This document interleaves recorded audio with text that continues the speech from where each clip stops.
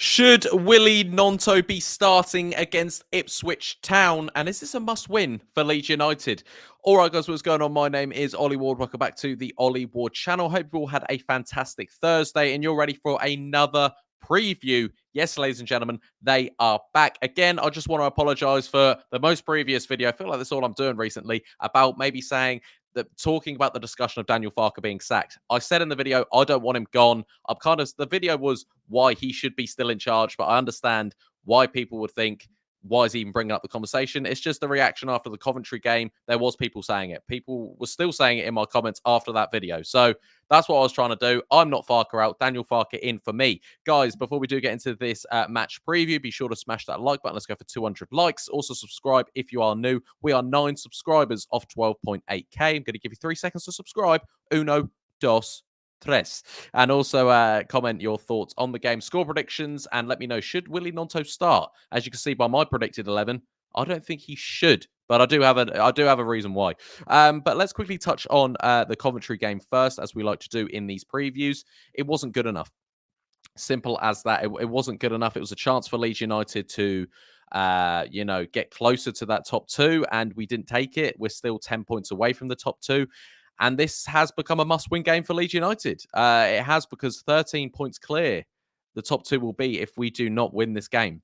And it's not impossible, but it's getting nearer impossible than it is possible. Because 13 points in a tight championship season is a lot. It really is a lot. Let's be realistic here. It is a lot of points. And I just don't see the team like Ipswich or Leicester losing like 3 or 4 on the bounce. I really don't. But I think we've made this into a must-win due to our own downfalls. The game against Stoke, the Sunderland game, the dropping points against Coventry. Daniel Farke said in his press conference today, and to be fair to him, it was a very good press conference. It really was. He was talking about how unified we are as fans, how unified we are as a team, and he's starting to love this club. And I absolutely love that for Daniel Farke. I do think he's the next best thing since Marcelo Bielsa. I do. I've been saying that. And that's why the criticism I got for last video was kind of just like, I don't know how that's happened, because I'm a massive supporter of Daniel Farke.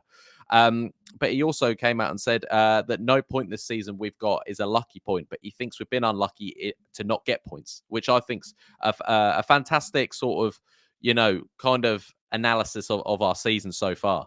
Against Stoke, it should have been at least a point, and against Sunderland, again, I don't know, maybe that's the point we didn't deserve. I don't know, or the no points we didn't deserve, if you understand what I mean. But listen, it's going to be a big game. It's going to be a huge game against Ipswich, and fair play to Ipswich. They are doing things that have never been seen in the Championship before, and fair play to them. It hurts me because I live in Ipswich and all my mates support Ipswich, so to give them compliments is difficult. But I do watch a lot of their games due to my mates supporting them, and they play fantastic football, and they really, really do. And it's going to be a tough game for Leeds. It really is. Am I confident going into this game? I don't know if I am. And I would like to address that. I feel like the last few weeks, just because we've lost games, I don't want to become a negative fan. I really don't, because I'm not a negative fan at all. I'm just not negative for negative sake. I don't think that at all, like some YouTubers. But I like to just analyze the performance. Doesn't mean I don't love the team. Of course I do. And I want us to get 3 points each time. I really do.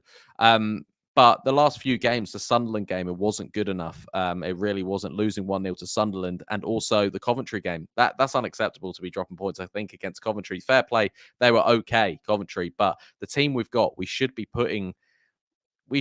winning this. We should be in the top 2. With the team we've got, but no one deserves anything in this league. You don't deserve things in football. You play to win. And I completely get that. And sometimes we haven't been good enough. We really haven't. Ipswich obviously just got a draw against Norwich. Leeds obviously got a point last game. Do I think... before I give you my score prediction, let me go for my starting 11. And the whole point of this video, should Willy Gnonto be starting against Ipswich Town? A lot of people saying, yes, he needs to start. Drop Dan James and start Willy Gnonto. He's very good when he came on against Coventry. He was good when he came on against Sunderland. He's made very good appearances this season when he's played, when he's come off the bench, when he started. When he started against Ipswich, he did score. That was after the whole debacle with his agent and stuff. And good things, apparently, there are rumours circulating that he is looking to get rid of his agent, and Leeds United are looking to pen down a new deal for Willy Gnonto. Hopefully, if we get to the Premier League, but that feels good because normally young players of ours just seem to go when like things get good. So yeah, hopefully there's some realness to that, and the January transfer window videos will be back on the channel. I'm going to try and get them daily, guys. So if you're looking forward to that, smash that like button as well. But yeah, let's go through the starting 11. So we've got Illan Meslier in the sticks, obviously in goal. Is there question marks around him recently this season? I think there has been. His shot stopping hasn't been there. It really hasn't. His commanding of his own box hasn't been there. Is Carl Darlow closer to start than we think? I mean, I love Meslier, but I don't know. Maybe, I don't know. Archie Gray at right back, I believe, is the best option for now, 100%. Obviously, sorry, Daniel Farke did say in his presser today that Firpo is back in contention, but I still wouldn't start him against Ipswich. I really wouldn't. They've got some tricky wingers, and I don't think Firpo could handle it, especially his first game back. Maybe start him against Preston on Boxing Day. The two centre-backs for me, Joe Rodon and Pascal, obviously a fantastic pairing we have there. Jed Spence should start a left-back again. I thought he was one of the better players against Coventry. There's still this swagger, like laziness he kind of runs with, and needs to cut out of it a bit, but I kind of get that's how he plays. But when he's on the ball, he's fantastic. But we've struggled for an actual left-footed left back for years. The best one I've seen in years was probably Charlie Taylor. Alioski obviously did play there for a bit, but Charlie Taylor always just had that lovely left-footed cross on him.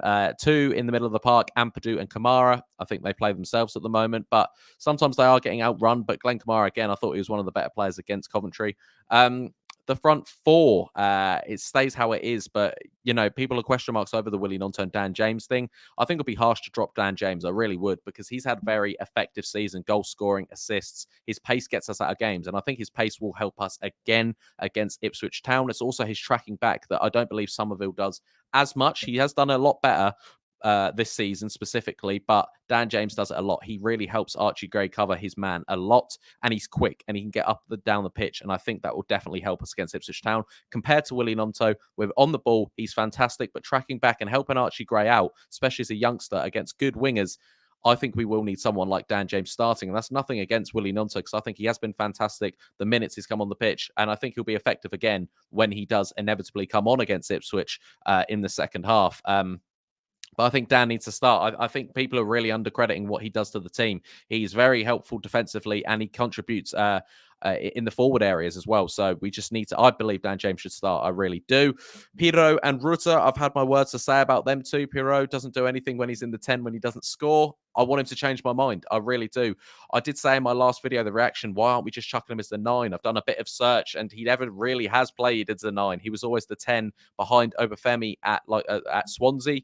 And Rutter, listen, the man needs to find the back of the net. Obviously, he scored key goals this season. He's assisted key goals. But if you're, when he's one-on-one with the keeper, or if your ball gets played across the box, sometimes his shooting boots aren't on. We need to see them against Ipswich.